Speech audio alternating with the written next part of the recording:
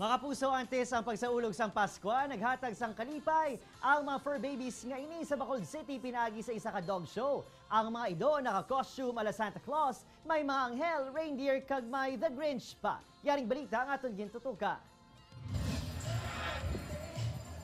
Agud mas mangin merry ang Pasko sang kadamaan kag malimtan ang kasubo nga dala sang pandemya. Ang ini mga fur babies ang nagrampa para maghatag sang kasadya and the new normal. Sa isa ka dog fashion show, nagpaindis-indis ang ini mga fur balls suksok nila costumes nga banaag na madinoag pa. Ang ini nga chow chow, nagala Grand Pass Santa with matching sleigh pa. Ang ini nga beagle, isa ka four-legged gift. Regalo nga ginpalibutan pa sang Christmas lights.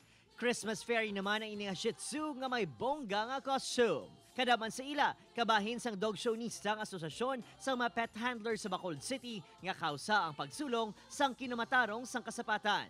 Actually, mga di ba nga amon to that time, mga online lang gito yung amon, naburinga, nagiguro ang mga sponsor, gusto gidya nila yung actual gidya nga rampa sa mga dogs. Dako nga pagpanghangkat ang pagpatuban sa health protocol sa event. Apang, apisar sa istrikto nga pagsulundan, wala na punggan ang parehos nga handler kag pets nga magrampa and the spirit of Christmas. Kang isang sining handler, naka-high heels na, pero nag-split pa. Isa sa mga paborito ang ining nga husky, nga ginkoronahan green ang balahibo, agud mangin the Grinch.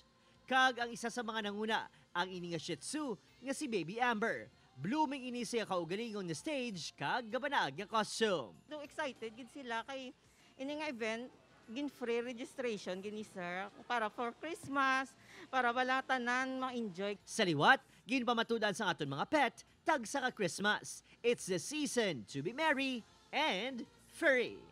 Upod Kirinal Casilio, Adrian Prietos, 1 Western Visayas.